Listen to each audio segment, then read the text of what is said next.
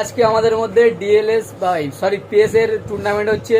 প্রথম থেকে প্রতিদ্বন্দ্বী আছে, ব্যাপক খেলে মেহতাব, এদিকে তারক ঘোষ দুজনের মধ্যে খেলা হবে। বাঁচিতে থাকবে 6 প্লেট বিরিয়ানি, 6 প্লেট জমজমের বিরিয়ানি। দেখা যাক কে জেতে, দুজনাই তাগড়া।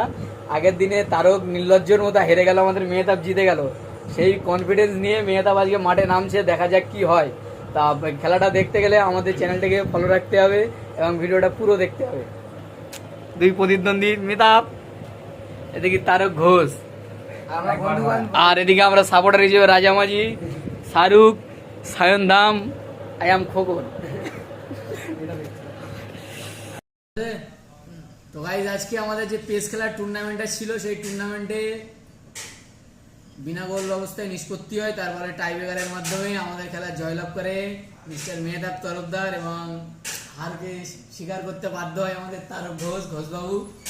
তো সেই উপলক্ষে এখন বিরিয়ানির পার্টি চলছে। আমাদের বিরিয়ানি প্রায় চলে এসে গেল আমাদের মুখের সামনে। এই বিরিয়ানিটা দেখে দাও বাবু,